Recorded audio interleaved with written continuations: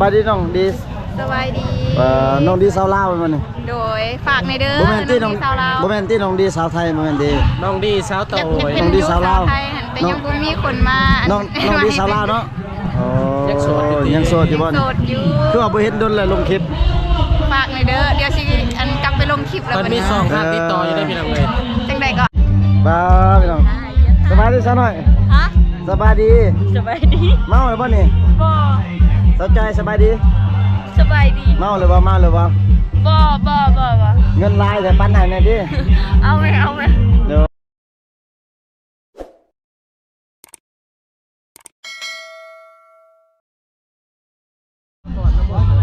สวัสดีเด้อสวัสดี FC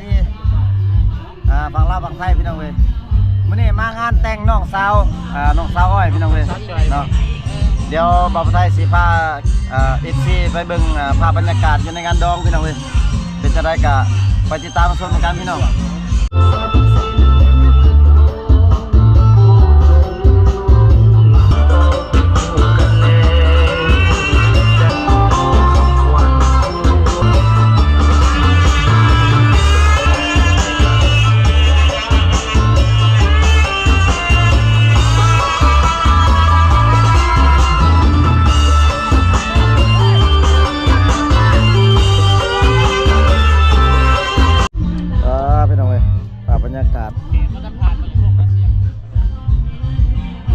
ทีมงานไลน์ทีมงานเป็นเอาไว้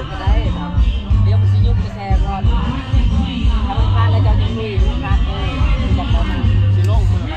ยืมมาคิดดูในคิดไม่ใช่ไม่ลงคิดพยายามใจไปกินทุกมื้อมันเป็นที่ขอให้สมแล้วสิลาพี่น้องเลยมันนี่มางานแต่งนางเอกพี่น้องเลยนางเอกเอาผัวน้องสาวน้องสาวจอยอันนี้ก็นางเอกผู้เดียวของข่อยเด้อนี่นางเอกของข่อยเด้อนี่นางเอกไผอันนี้นางเอกจับใจของไทยพระเอกของน้องสารน้ำพลนั่นนี่แล้วก็พระเอกของน้องสารน้ำพล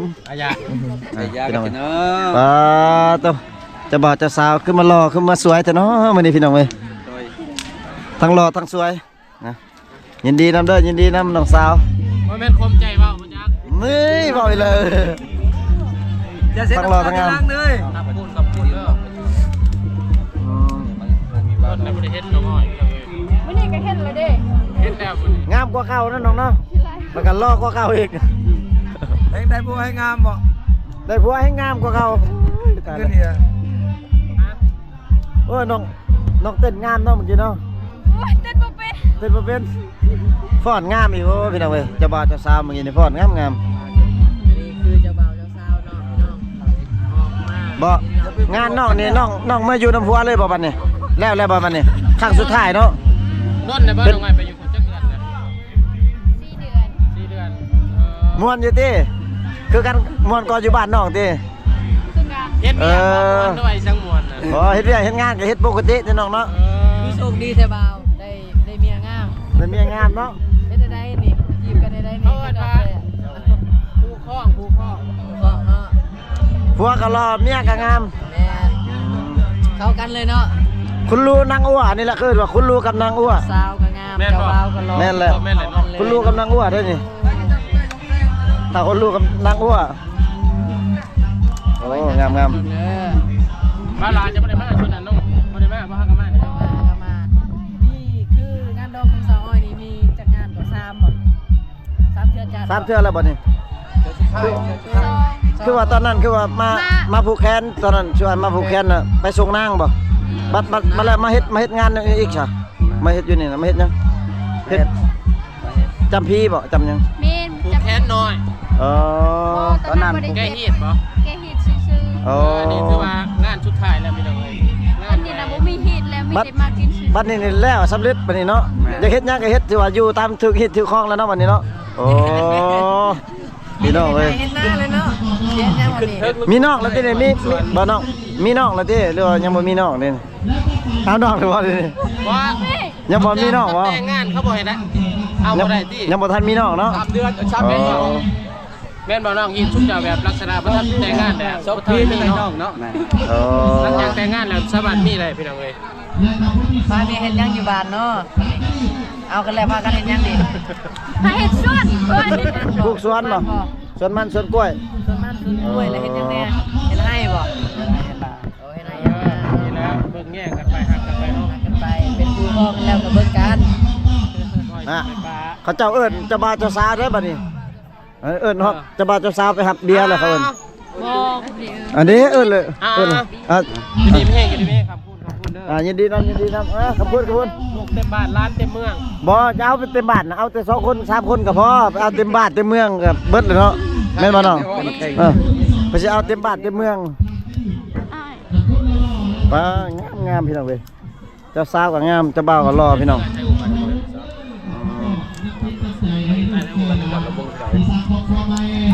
โคสุกเอิ้นแล้วพี่น้องเว้ยเพิ่นเอิ้นแล้วพี่น้องเว้ย ว่าสิยินให้อ้าย ว่าไปแล้วจะมายิงก็ได้ไปฮับเตียนะเพิ่นก่อน โคสุกก็มาเอาพี่ก็ติโคสุกก็มาพี่จอกๆติโคสุกหน่อยเด้ใครเป็นบ่ ใช่ไหม ใครเบียร์เบิ่นใครเบียร์โคสุกนะนี่โคสุกประจำวงนะพี่น้องเว้ยโคสุกประจำบ้านเลย เนี่ยนั่นบ่ ใส่หัวใส่จอกเลยจ้ะ คนก็ฮูบรอเสียงก็รอพี่น้องเว้ย เอ้ยนี่ของเจ้า ได้เด้อ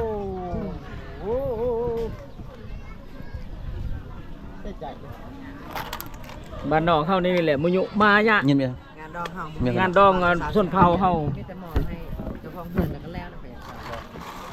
อันนี้ถ้าผู้ใดมอบเบี้ยก็ให้เจ้าบ่าวเจ้าสาวมา เอ้ยสุข บ่ก็บ่แม่นแนวนั้น อันนี้เขาตั้งใจอยากให้เจ้าบ่าวเจ้าสาว ไปหับเนาะ เจ้าของเงินจะให้บ่ เจ้าของเฮือนสมมุติมอบเจ้าของเฮือนก็มอบเจ้าของเฮือนหรือว่าสิมอบให้ผู้ใดผู้หนึงก็ได้นะในงานอันนี้นะ ได้เบิดเนาะ ได้เบิด นั่นเนาะ ก็บ่แม่นว่าสิเป็นหมายความว่าแต่แต่เจ้าบ่าวเจ้าสาวบ่แม่น บ่แม่น อิงตามเนาะอิงตามผู้อยากมอบอยากให้เนาะ คืออยากมอบให้เจ้าบ่าวเจ้าสาวแล้วก็ให้เข้ามาฮับเนาะ แม่น คำว่ามอบเจ้าเครื่องอ้อมเงินแล้วก็แล้วเลยเนาะ คือข้าพเจ้าอยากมอบไปทั้งทีมงานนี่ก็เชิญทีมงานผู้ใดผู้หนึงออกไปตั้งหน้าไปรับนำพวกข้าพเจ้าก็ได้จังซี่นะมัน แบบนั้นแล้วแต่ แล้วแต่ แล้วแต่เนาะไล่ผู้ กันทางกันนั้นเฮาเลย เอายงอ้าว มอบไปจะเช้าตรงเลยจะบ่าวจะเช้าเลยตรงเลยนะ มอบเลยนั่นเนาะ น้ำใสใจจริง น้ำเปลี่ยนนิสัย น้ำเปลี่ยนใช่ ธรรมดาเฮาบ่เคยเป็นคนเว้าดุปานนี้ จากคนบ่แม่นโคศกกับกลายเป็นโคศก ก็เป็น ว้าวไปเลย เว้าไปเรื่อย บางคนกินบ่ค่อยเต้นก็เต้นเนาะ ๆแน่นอนแหละเพราะว่าอันนี้มันเป็นน้ำเปลี่ยนนิสัยดิ แม่น แม่นะคันเมาเปลี่ยนใจนะ โอ้รอนะเจ้าเนาะรอแต่เกิดบ่หรือว่าฮักก็รอ หาก็รอปีนี้ ฮักก็รอไปดิโอ้แสดงว่าคนฮักก็ขึ้นนี่ เพราะว่าขายมันมันได้ดี เอ ช่วงนี้เศรษฐกิจมันรุ่ง เศรษฐกิจลุ่งขายมันต้นเนาะยังโสดบ่หรือมีเมียเลยนี่มีเมียแล้วโอ้ ได้เพิ่ม มีแต่อยากได้เพิ่มเนาะ แม่โอ้ดิเช่บ่แม่นของชกเนาะว่าผิด เดี๋ยวเราไป แค่น้อยรอบจันมวม ยาเฮ็ดอันนั้นอ้าย ครับสาวมางานดองสวัสดีพี่สาว สบายดี โอ้มางานดองนี่สาวบ้านได้นี่ ตุ้มข้าว ฮะ ตุ้มข้าว ตุ้มลีขาวโอ้บ้านตุ้มลีขาวเบิดบ่นี่ แม่น มีแต่ภูมิงามเนาะบ้านตุ้มลีขาวนี่เนาะเช็ดยังเนี่ยกินเบียร์บ่ แม่น ขึ้นมานั่งอยู่โต๊ะ มีโต๊ะ อ้าวโต๊ะเต็มแหละชุดน้องอันขี่รถจักรมาบ่ขี่รถใหญ่มาขี่รถใหญ่มา ด้วย ยังน่ะจีซีนมันน่ะ กีฬาบ จีลาบพี่น้องเอ้ยสาวจีลาบ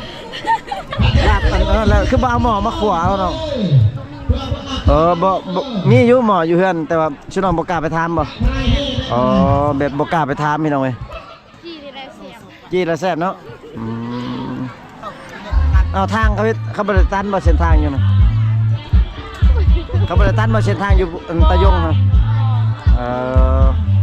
แต่ว่าสมุกนี่เขาบ่ให้ไป เขาบ่ให้ไปบ่จักโมงเขาให้ไป มัน4-5 โมง เอาคือว่าชุดน้องนั่งอยู่หั่นบ่แม่นบ่อยู่ในโต๊ะบ่แม่นบ่ แหมบ่ได้ไหนเต็มเข้าดันเบิด เป็นเอาไว้สาวบ้านตุบลีขาวมิแต่ผมงามเป็นเอาไว้มางานดองน้องสาวอ้อยพี่น้องชื่อสาวแดน คนนี้ได้สิ สายยังเกาะสายยังเกาะชื่อยังเกาะสาวอะอะเอ้ย ถามจะโสดอย่างเดียวได้พี่น้องไหม น้องเขายังโสดดิชื่อน้องยังนี่สาวสุกใช่เลยจอกชนนตั้มเลยดิ ชุดเราก็บ่ไปนางน้ำชุมายฉัน เล่นนางสหายกันเลยดิ ผู้บ่าวโสดจะไล่เลย บ้าพี่น้องสบายดีซะหน่อย ฮะ สบายดี สบายดี เมาหรือเปล่านี่ บ่ สนใจสบายดี สบายดี เมาหรือเปล่าเมาหรือเปล่า บ่ เงินลายแต่ปันไหนเนี่ยดิ เอาไหม เดี๋ยวว้ามีแต่ผู้สาวงามพี่น้องเว้ย กำลังซีเรียสอยู่ สบายดีผู้สาวสบายดีป้า ดีเอ้ย ป้าขนมงามดีผู้สาวงามพี่น้องเว้ย โสดเด้อ โสดแต่ว่าเบาไก่จองแล้วคนนี้พี่น้องเว้ยเบาไก่คนทำมาหากินจองเรียบร้อยพี่น้องเว้ยยามนี่แต่ชีวิตพี่น้องเว้ยอันนี้กับบ่าวผู้ไทยจองคือกันนี่กัน จองเดือนใดจองเดือนใด อ๋อพี่น้องก็แล้วแต่พี่น้องเว้ยเดือน5เดือน6 ใกล้เลยดิ ประมาณเดือน13 เมื่อใดเดือนมีเดือน13วันที่ แม่ประมาณเดือน13เนาะเอาเนาะ 33วันที่33 วันที่33พี่น้องกำลัง ไปหาคนใหม่ซะคนสิพาไป พี่น้องไอ้ผู้ทีมงานหลายๆพี่น้องไปดิ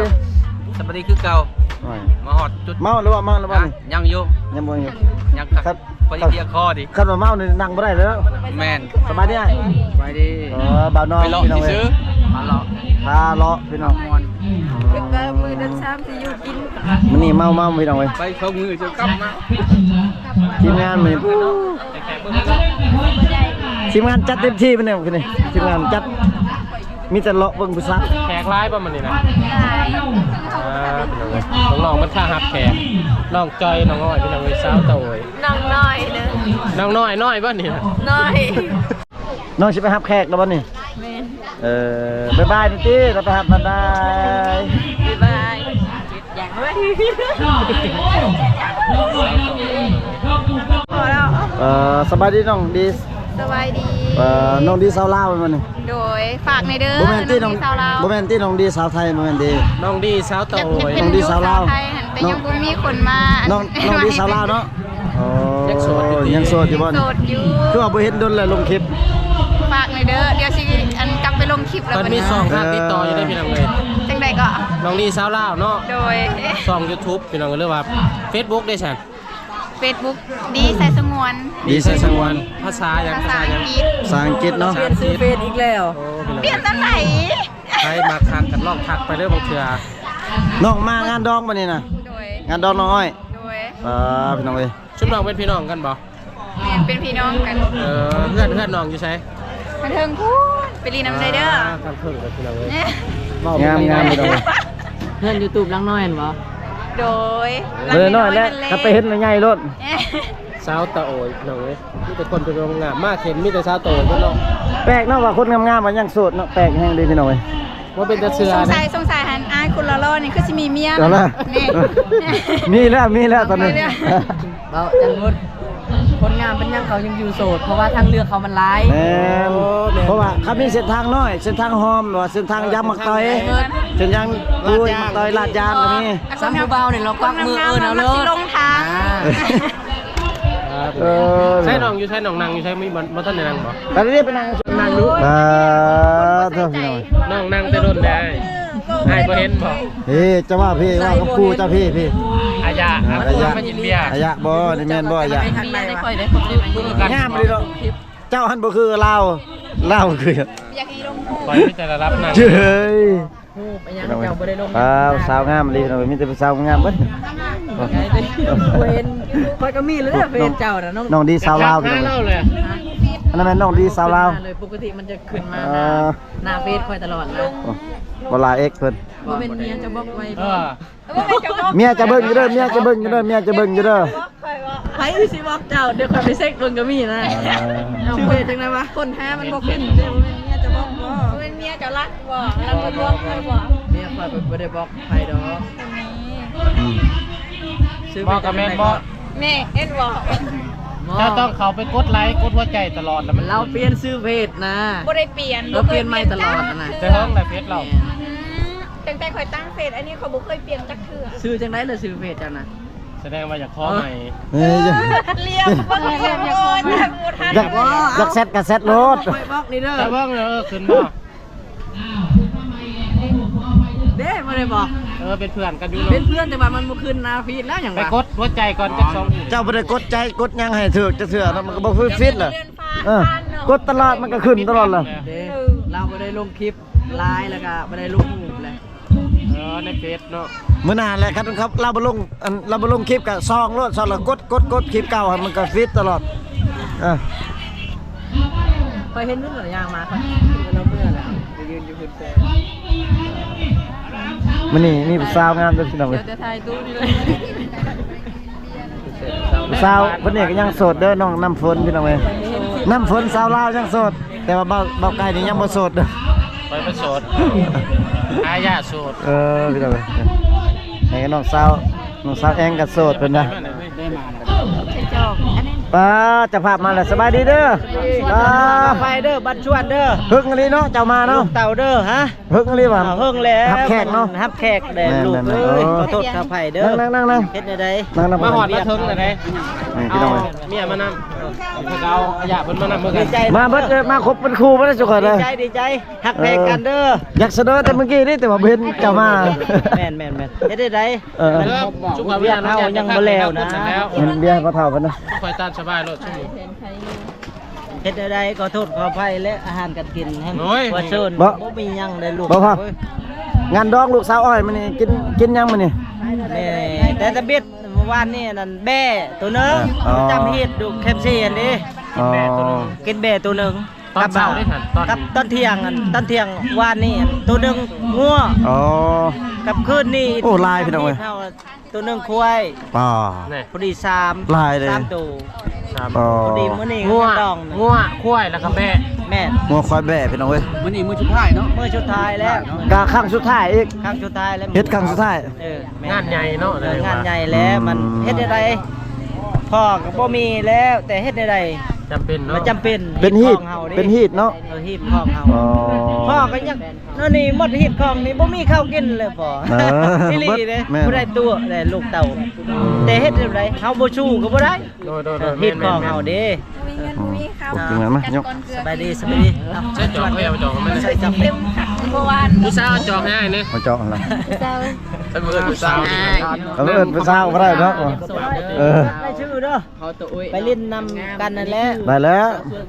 ผู้สาวนี่ก็ยังสุพรรณ พอได้ม่วนชื่นนำกัน ทุกคน เพลงยินยับยินยับปุ่น ทุกคนเวลาแบบเต้นมันก็เต้นเป็นโลดทุกคนนะ บ่เพลงตัวใดมักเต้นเนาะเปิดโลด แบบอันเวลาฮิเขาให้ออกมาแบบขับๆคือมันออกมาเลย สาวโตยกับสาวผู้ไทยพี่น้องเว้ย เอิ้นบ่ อยู่นำกันเนาะ เกี่ยวไปเกี่ยวมามัน จะได้ลองคิดเอง เราไทยไทย สาวงามมาดิพี่น้องเอ้ย ไทยอายะ สาวนี่ยังโสดบ่สาวนี่โสดบ่เออทำเชื่อเลยพี่น้องโสดตลอด ส่วนลูกซอง ทำเพื่อความมั่นใจ เชิญให้มาเฮือนกันนี่นะ อาหารไปเสร็จแล้วได้แล้ว ปัดชวนนั่นเด้อเห็นว่า มาแม่จะมาเว้ย ใช่อาจารย์พุทธนามเด็กบ่มาวะ เยอะจะนอมเลย เฮ้ยเอาขึ้นไปบ้านละใครลูกเคยตัวเองก็ล่องเลยไก่ด้วยซ้ำไก่จับไป แก้วจะจับ เข้าใจไก่เจ้ามีที่ไก่เห็นบ่ล่ะประสงค์ให้ไก่ฮะ มาได้ไกลได้ ไก่4ตัวได้ทำให้ได้ ให้นั่น อ๋อลูกเบาลูกก่อน อ่า แต่ตัว ด้วยนะ จอยยังบ่เห็น ใช่ตัวเขาเว้ย จอยว่าเห็นแล้ว อะไรปากจอกไปจังตัวได้เป็นตัวได้ มาซอยนั่นแล้วไกลหน่อย ใจเด้อถ้าว่าลูกอันไหนอยู่ดีมีแห้งเลยเฮ็ดเชิญมาเฮือนก็บ่มีอยากกินเลยมีแต่ตื่นแน่นี่เลยให้บ่ปะบ่ทิ่มกันเด้ฮักแท้คือเก่าเด้ทีมงานเฮาเสมอเฮาเด้อให้ร่ำรวยแน่ให้ได้เงินคำแน่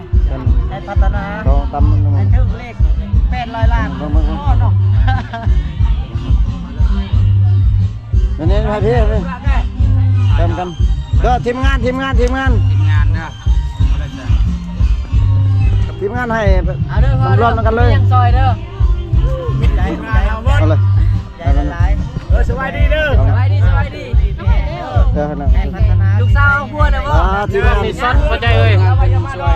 ให้รับรวยเด้อ คือบ่ให้เรามา ใช้ทงเลยใช้ทง เรา เรา อย่าปาแป้งให้แค่ มาเรียบส่วนนี่ลางานบ่นี่ให้มันรับรวยกลัวเก่าเอายังสู้เลย แม่จะบอกว่าโชว์แล้ว สู้เอาชีวิตเฮาเฮ็ดบ่เท่าก็เฮ็ดซำนี้ก็บ่มีข้าวกิน แม่โอ้ยดีใจนะดีใจ พอเท่าเว้ยเลี้ยงก็ให้ได้ลูกหลานประมาณ3-4 คน5 คนพออย่าเอาแบบเต็มบ้านเต็มเมืองเด้อ แม่ได้อย่างเลย อย่าเฮ็ดเจ้าคือบ่เท่าเด้อ เอาเมียซองบ่ได้ พอเท่าเมียซองแต่เลี้ยงกุ้งบ่เทื่อสุดยอดเลยเก่ง แม่เท่าก็ออกนำการพรระบบกินนี่เฮ็ดกันเฮ็ดคือบ่เท่าหันโอเคเลย นอกนะพี่น้อง โอเคโอเค หลาย ครับคนชื่อเราชื่อพี่ยา ๆมันยืนเด้อ ทีมงานก็บ่มีหยังทีมงานก็มีแต่สนั่นเลยช่วยแบบเพราะว่าคันสิช่วยหลายก็2-3เทื่อจัดงานก่อนทีมงานเงินเดือน YouTube บ่ ย้อนว่าอันนี้เนาะขนาดจัดนี่ไลฟ์คืออันนี้เบิดเงินไลฟ์เนาะ แม่น พี่น้องที่3 เล่นหนังบ่ โดยไปยัง ปลาน้องจอยเสิร์ฟอาหารมาอีกเลยโอ้ยอาหารมาตลอดบ่มีหยังคือกันทางทีมงานก็ มันสวดได้เป็นเท่าเรื่อง ไม่เท่าเอ้ยไม่เท่ามาช่วยมาช่วยลูกเคย แม่น ไหม ลูกเคยห้าวเด้อ เออ บ่เวียงได้ ลูกเคยบ้านใต้ ลูกเคยบ้านใต้ นี่ก็ลูกเคย เป็นลูกเคยห้าวไทยแลนด์ นี่ลูกเคยนี่นี่ลูกเคยนี่ลูกเคยนี่เอาไก่มา4ตัว ลูกเคยห้าวสุดยอด เออ นี่ลูก คันลูกเคยไปชื่อเดียวสุดยอด บ่ได้มาต้อนไก่นี่บ่ได้มาให้ชมพรคุณน้อง มาไกลได้แต่จับพอดอะไรใกล้เด้ เออ จ้าแท้ ขี่รถจักรไปอีก จะม่วงจ้ามตุกบ่มีหยังไป อาหารมาตลอดพี่น้อง ให้ร่ำรวยเด้อ ขอลำขอรวยอยู่ดีมีแห้งเด้อ มาได้คู่แน่ให้สู้ชีวิต บ่มันย้อนได้ไม่ดึก แม่ลูกคือ พามันไปหาลูกค้าเมียอยู่จักแนวได้นี่พาเบิ่งตามตัวจริงพี่น้องเลย ช่วยเด้อช่วยกันเด้อ เออ ลูกช่วยกันเด้อเบิ่งแย่งกันอย่าปักจะทิ่มเราเด้ออยู่ผู้เดียวบ่ได้ ใจเอ้ยจัวลูกเคยมา เบิดแล้วบ่อาญา2คนนี่ มีตาตูเกี่ยวมาน้ำใหม่รู้ไหมทะเล ไม่เท่าพอดโอ้ยไม่เท่าพอดงามไม่เท่าพอดพี่น้องเอ้ย ไม่เคยเท่าว่าเป็น เออ โอ้ยบ่หักแขนทางนั้น พา นี่ เมื่อเด้อให้ค่อยเมื่อก่อนจะเอาเมื่อเด้อ เย็นแม่เย็นให้พ่อจอยให้จอพ่อจอยน่ะ นี่น่ะนี่จ้องบ่จอยน่ะจ้องมึงบ่ แรงหมดแล้วเบิดคืนเจ้าหน่อยไฟแช็กชี้ยิ้มยับเด่นเบิดคืน บอกไก่มีแต่ส่วนยกตลอดพี่น้องเอ้ย เอาก็น้ำเปลี่ยนนิสัยพี่น้องกิน มั ให้ ก หม กัน ด แล้วมอนอย่างเดียวพี่น้องเอ้ย คือทายเอากันเองวะ เป็นตะหวานพี่น้องเดี๋ยวบ่าวไทยสิไปตำจอกน้องดีสาวลาวเบิ่งตำบาทพี่น้องน้องดีสาวลาวคนงามพี่น้องป้าบ่กินเบียร์อีกแล้วพี่น้องเอ้ยทั้งงามทั้งบ่ดื่มแอลกอฮอล์พี่น้องเอ้ยดื่มแต่แบบน้ำอัดลมอย่างเดียว ยูพาเลยเลยของใหญ่เลย เพราะน้องเดียเขากินนั่นน้ำเขียว เรากินน้ำเขียวเลยกินน้ำเหลืองมาได้ เอาแสดงว่าผู้สิมาจีบนี่ต้องได้กินน้ำเขียวกันบ่ ต้องแข่งกันกินน้ำเขียว บ่ต้องสเปคน้องแบบผู้บ่าวนี่สเปคน้องแบบใดเนาะสเปคน้อง น้องนี่ ฮะ ผู้สิมาจีบนี่ต้องได้กินบ่ได้กินเอากินนี่แบบบ่ กินได้ กินได้คือกัน ว่าให้มันพอดีก็บ่ถึงขั้นว่าค่อยบ่กินเลยเจ้าต้องบ่กินได้ ยันว่า เสิร์ฟเป็นซองเลย ส่วนผสมส่วนลูกโซ่มีใครสนใจติดต่อได้เด้อ ไหนมีแถม2ทางติดต่อให้อีกบัดนี้เอาแม่ ไอ้ไก่ไม่ได้สนใจติดต่อมาไอ้ มีเปิด2ทางติดต่อให้พี่น้องเว้ย เบอร์เก้าหน้าก็รักบ่ 45959596 ไอ้มวมกำลังคิดว่าไอ้มวมไปเอาน้ำก้อน อะไรเป็นน้ำก้อนอยู่วะบ่มาแล้วมัน กำลังเนมไป อ๋อเนาะทำให้ท่านเจ้า ถ้วยขึ้นลายเถอะ โอ้ยช่างดูเอาอีกแล้วเอาอีกแล้วก็จะ ถ้วยจักใบถ้วยนะ จักแม่โมโห ฮอดบ่ลอยใบ นี่แหละได้ฮอดบ่ฮอด อันนี้เป็นฮีทบ่เป็นฮีท เป็นที่ ลายเนาะ ไม่แต่ว่าต้องได้มี มีถ้วยมีบวงมีถ้วยมีหม้อ มีแต่ถ้วย บ่มี อ๋อมีแต่ถ้วย ถ้วย โดยเอาละละละ เอาจับเลยจับเลย นี่ แต เป็น กเลย ฮีตของเขาเจ้าพี่น้อง หมอนะมีบ่หมอ หมอตีละตีนึงอ่ะ หมอหมอหน่วยนึงแล้วก็ถ้วย คุณเป็นหมอพี่น้อง 10ใบเนาะกระซาบกระแมนที่นี่ ซ้ำ กระซ้ำช่วย น้องเอ้ยอันนี้ หมอจะหมอหมอหมอเลยมีแล้วว่ามีบ่ เงินเอาตะงาน คือสินัดเอาไป เอา ก่ เงิ อน นชาวล้านเนาะ ไปน้องไปเลย ไปเลย โอ้อันนี้เป็นฮีตเป็นหมอมีถ้วยพี่น้องเว้ย ที่เนาะกอง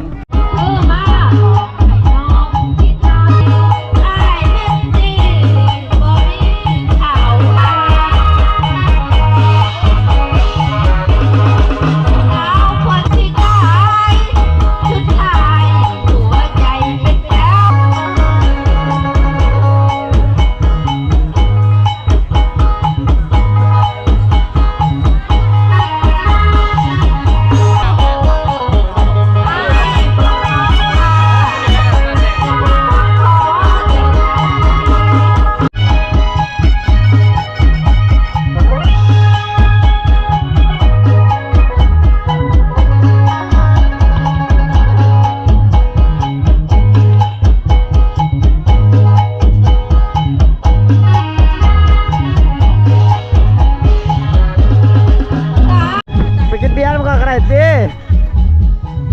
ผู้สาวลูกสามพี่น้องเว้ยงามยังงามคือเก่าเนาะ ซื้อได้ก็สิซื้อสิเมื่อไรได้ซอยอันนี้ซ้ำ แม่ข้าไล่แม่ข้ามีแต่แม่ข้าโอ้อันนี้ผู้สาวลูกห่าวกันเลย ยาเด้อจะได้เข้า บ่ กิน เจ้าเคนมันมาป่ะจะได้เข้ามาเลย อย่าลอกเจ้าเคนเห็นเพราะแต่ให้ผู้บ่าวเห็นเอาไปรถมาจ่ายเงินเรา ได้บ้าประกทันที่ตรงนึง พอแล้ว สิเมื่อไรได้ ชื่อ3 ทุ่ม4 ทุ่มบ่ได้แล้วเนาะเจ้เอ้ย สิเมื่อไรได้ ลูกจากอยู่เมืองนอกบ่ลูก เด้อ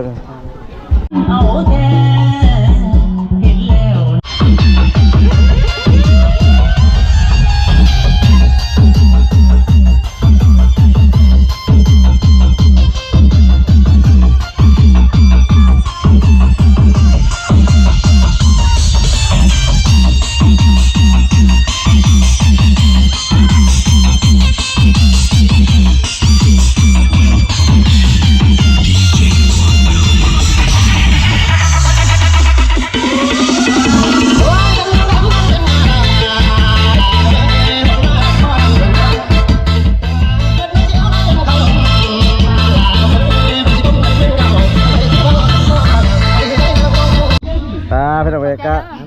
เมาไปแล้วกันสิได้กลับไปแล้วพี่น้องเว้ยกลับกันเด้อน้องเด้อคืองามมันผู้ใดเป็นเอื้อยผู้ใดเป็นน้องนี่ของง่ายเลยแม่นี่ฮะเป็นเอื้อยเป็นน้องเนาะสาวสาวจอยพี่น้องปั้นนะผู้ปั้นอันนี้ผู้ใดเป็นเอื้อยผู้ใดเป็นน้องนี่ อันนี้เป็นเรื่อย ผู้ใดเป็นน้องน้องคน น้องสาวพล ยังโสดเด้อ โสด โสดลูกซองนะโสดลูกซองนะสนใจติดต่อได้เด้อโสดลูกซองบ่แม่นโสด ไอ้กัดได้ปะเนี่ยไอ้กัดเด้อบ๊ายบายเนี่ย น้องแต่งงาน